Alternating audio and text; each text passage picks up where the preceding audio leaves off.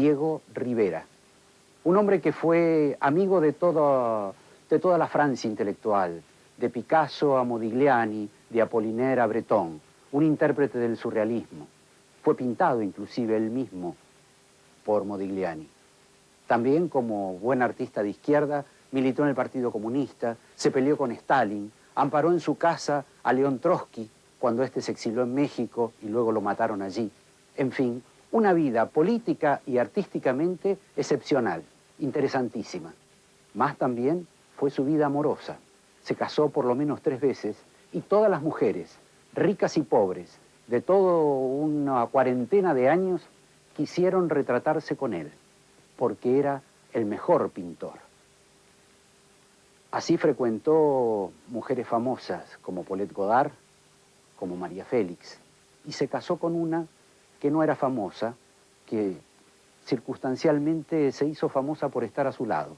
Se llamaba Frida Kahlo, una mujer que se torturó terriblemente por estar casada con este personaje casi obeso, maniático, grandilocuente. Recuerden ustedes simplemente que llegó a pintar casi 4.000 metros cuadrados de murales. Bueno, la paradoja demuestra que a lo largo de los años, la mujer de Diego Rivera ha sido, por lo menos económicamente, casi o más importante que él, porque hoy los cuadros de Frida Kahlo valen más, posiblemente, que los murales de Diego Rivera, aunque estos, como están diseminados en las paredes, no tienen precio. Avanzamos entonces sobre esta fascinante historia, sobre este muralista mexicano, Diego Rivera. Rivera pintó el mural del Hotel del Prado cuando tenía 61 años.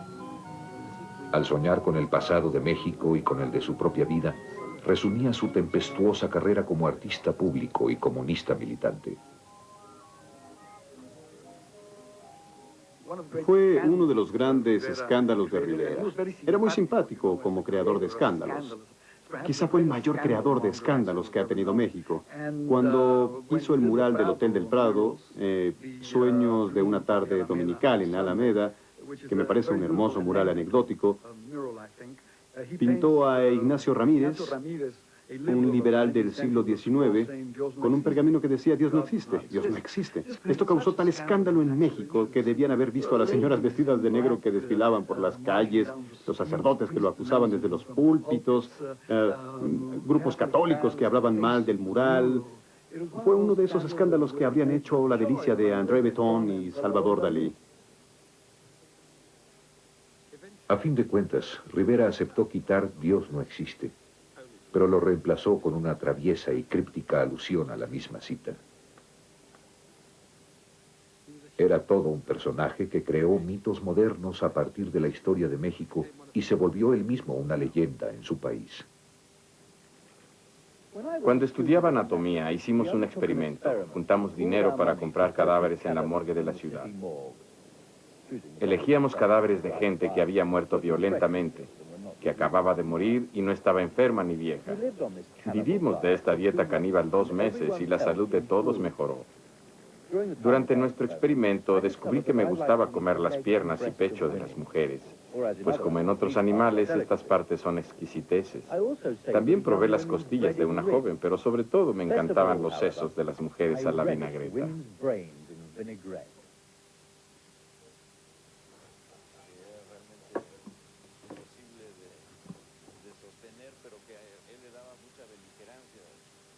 Y eso lo decía y algunos caían en la trampa y le contestaban y decían que la carne humana era sagrada, pero en general todo el mundo lo tomaba como una fábula.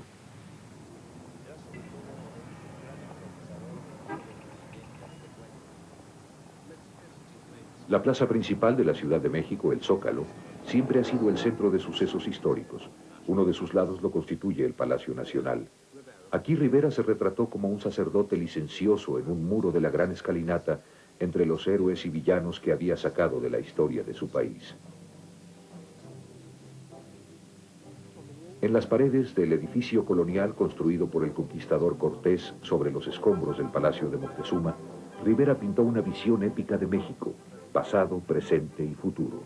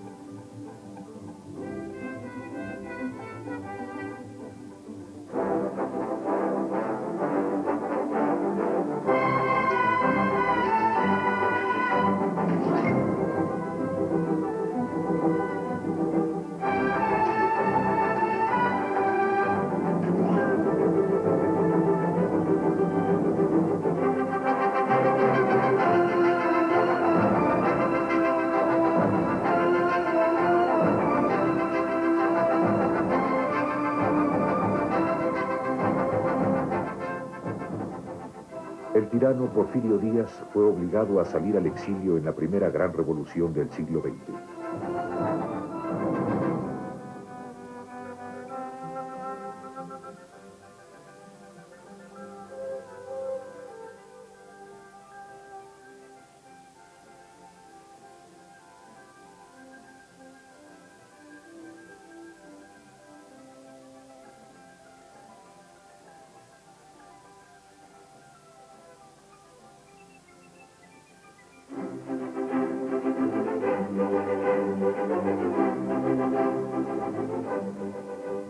En 10 años de sangriento y confuso conflicto, los presidentes fueron y vinieron, y Pancho Villa y Zapata se convirtieron en héroes románticos.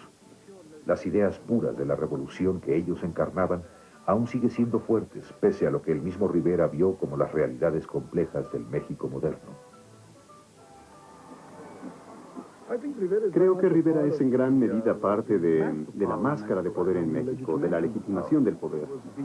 Era la versión oficial de la historia, aunque era comunista y revolucionario, ofrecía la versión que el poder en México quería alentar para legitimar sus propios orígenes revolucionarios.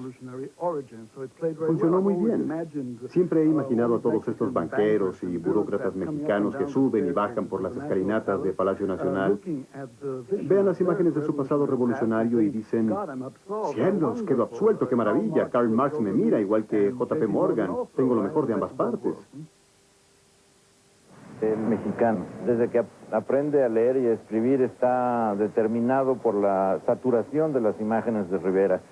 Están en los libros de texto, están en las portadas de las novelas, están en las portadas de los libros de historia, están en los audiovisuales, están en los recorridos a que obligadamente acuden los estudiantes, están en los principales edificios públicos. Es imposible saber el grado de influencia porque está ya incorporada a lo que es propiamente la vida cultural y social del país.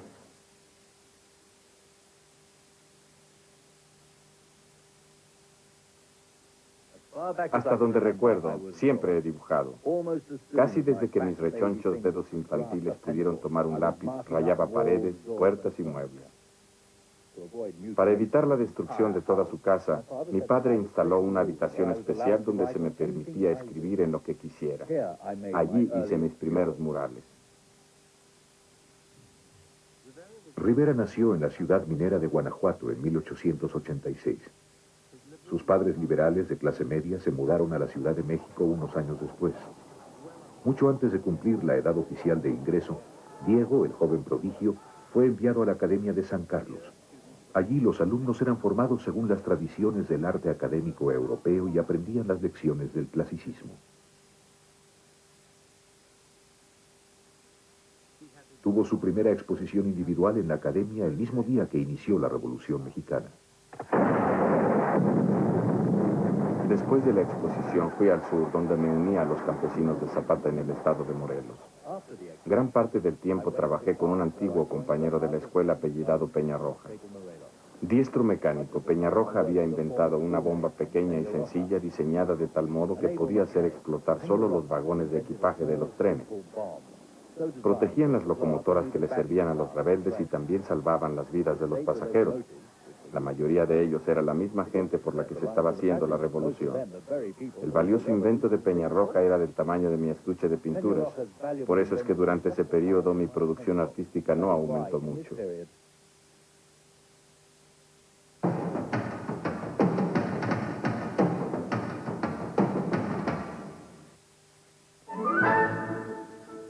La historia del mundo. 42 fascículos con más de 300 páginas con la mejor ilustración. Desde los orígenes hasta nuestros días. La más actualizada obra con un real enfoque de los acontecimientos del mundo. Todos los lunes y miércoles con Ámbito Financiero. Resérvela. La Dirección de Música de Buenos Aires y EPSA Music presentan Almo Music. Los mejores grupos de la música infantil cantan a María Teresa Corral, La Gata Peluda, en compactos MBA EPSA Music. Auspicia Canal 7 Argentina.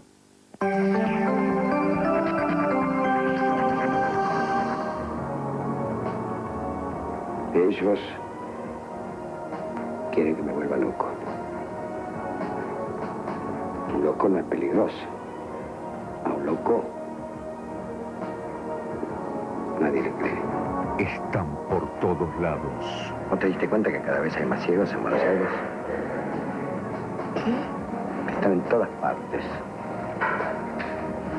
Acechan. Ahora que soy ciego, ellos me van a venir a buscar, ¿no? El poder de las tinieblas, basada en el informe sobre ciegos de Ernesto Sábato. ¿Quieres que vayamos a mi casa? Con Sergio Renán y un elenco de excepción. Miércoles, 22 horas, sin cortes publicitarios. El poder de las tinieblas. Un film de Mario Sábato, por Canal 7 Argentina. Aviso a los ingenuos. No hay casualidades. Estás en Canal 7. Cambiar valió la pena. Nos estamos viendo.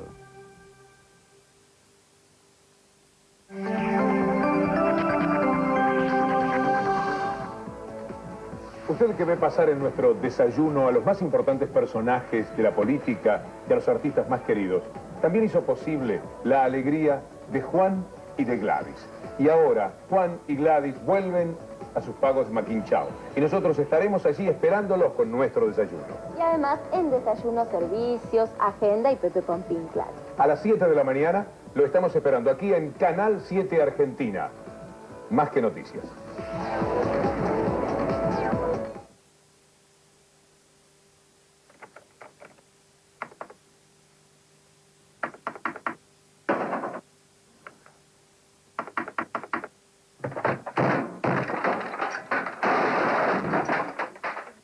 No llega a esto. En internet, ambitoweb.com.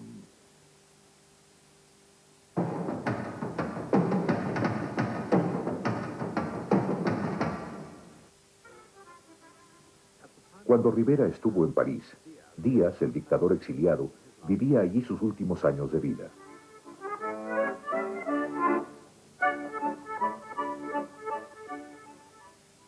El estudio de Rivera estaba al lado del Petit Mondrian. Hizo migas con los grandes nombres del avant-garde parisino y se convirtió en el bohemio arquetípico.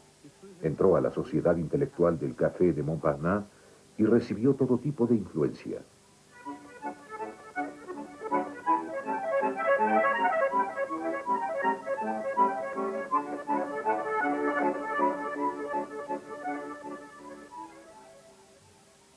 Terminó su recorrido por los estilos modernos y antiguos, con varios años como destacado cubista. Pero estaba en contacto con lo que ocurría en casa, donde el nuevo presidente, el general Obregón, había ordenado espléndidos festejos para afirmar la victoria final de la revolución. Ahora, México podía estar seguro de que el orgullo nacional estaba a salvo y de que había un gobierno estable en el poder.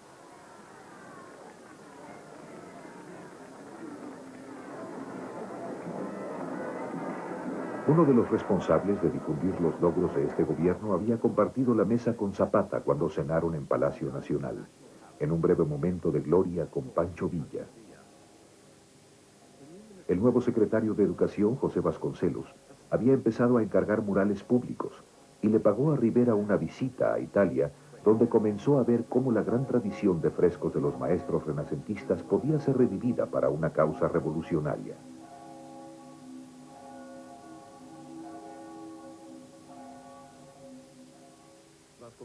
Vasconcelos fue el gran intelectual del periodo revolucionario de México, porque entendía muy bien una cosa, algo que tiene validez hoy en día. Se trata de que la Revolución Mexicana fue en esencia una revolución cultural. Más que un suceso económico, social o político, fue un suceso cultural. Vasconcelos entendió todas las realidades del país. Un país muy viejo, un país con un pasado indígena, un pasado colonial, medieval y renacentista. Vean a los Estados Unidos. Ellos no tienen una edad media y México sí.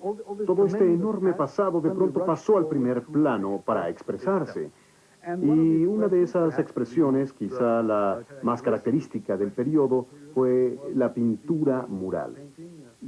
Diego Rivera, José Clemente Orozco y David Alfaro Siqueiros, los tres grandes muralistas.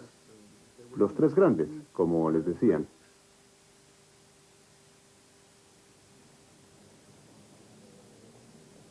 Los primeros encargos de los muralistas fueron pintar la Escuela Nacional Preparatoria en las estrechas calles aledañas al Zócalo.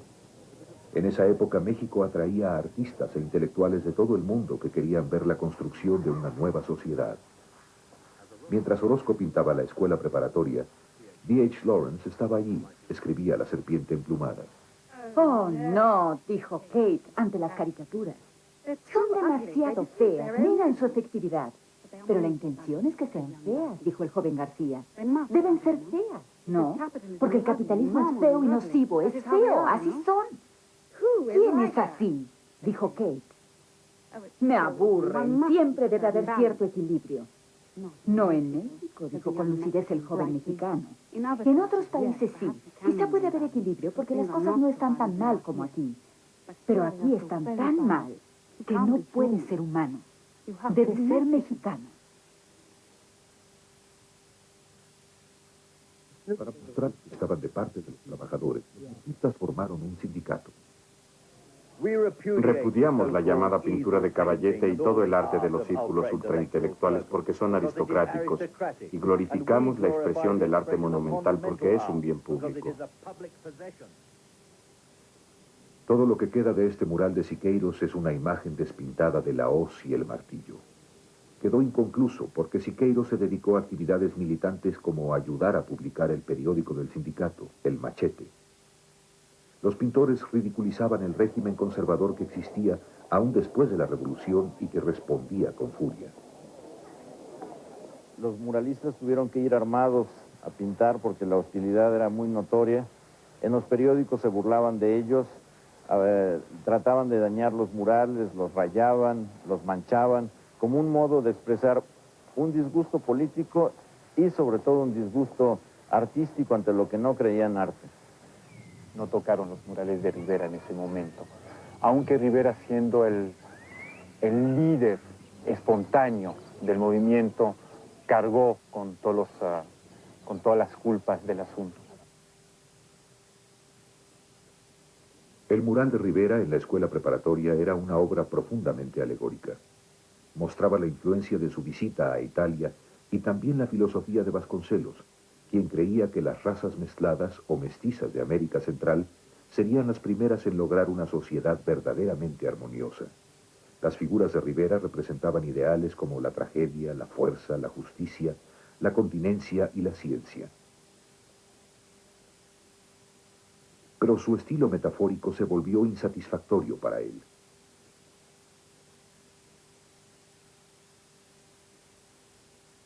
Al encontrarse con las ricas culturas de los indígenas del sur de México, halló la fuente para los símbolos de la nueva identidad de la nación. El papel del artista, aliado del pueblo, que procura expresar la verdad exacta de la sociedad en la que vive, en toda la belleza del mundo maravilloso que lo rodea y que está en comunicación directa con las masas de la sociedad en la cual él trabaja, del lado de la justicia, del lado del progreso, este artista cumple un papel perfectamente positivo. En sus murales de la Secretaría de Educación, Rivera quiso interpretar la vida y el espíritu del pueblo mexicano. Trabajó 4 años en los patios al aire libre, a menudo 18 horas diarias, y le pagaban la miseria de $2 al día. Pintó más de 116 tableros, 1.500 metros cuadrados.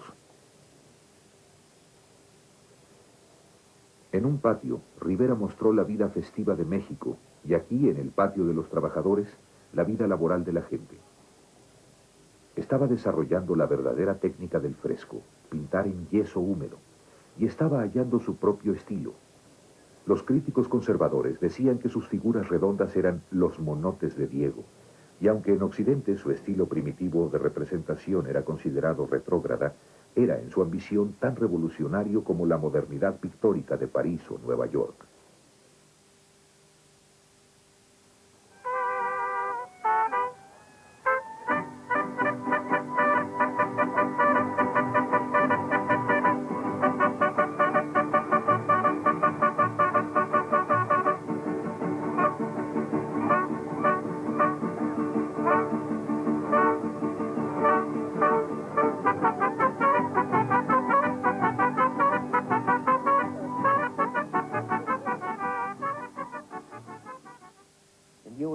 no había mucha intención de representar la forma injusta en que los indígenas vivían y siguen viviendo todavía en México, ¿no? Sino más que nada representarlo en sus aspectos de fiesta, en sus aspectos de carnaval, ¿verdad? Y ahí nos presentaba una imagen demasiado optimista de lo que era y de lo que sigue siendo todavía el indígena en México, ¿verdad? Los indios que aparecen son siempre sonrientes, son niños muy bien alimentados, ¿verdad? Y en eso no hay crítica social, definitivamente, al contrario. Ellos eran demasiado optimistas, quizás, sobre los triunfos de una revolución.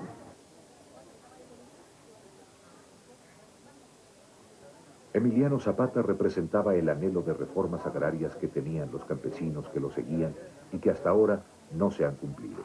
Durante el conflicto tuvo mucha influencia y murió no como héroe, sino traicioneramente asesinado por la gente a quien había ayudado. En las ciudades, en toda la cultura urbana y en la visión de la izquierda que vivía en las ciudades, Zapata era el gran símbolo romántico. Lo es en todos los grabados de Orozco, lo es en los murales de Siqueiros, lo es en los murales de Rivera y lo es en incontables representaciones. Y es romántico en ese sentido de el hombre que lo da todo por su pueblo sin pedir nada a cambio, que muere traicionado y cuya muerte nunca es creída por los campesinos que siempre lo piensan o escondido o al borde de encabezar de nuevo la gran rebelión.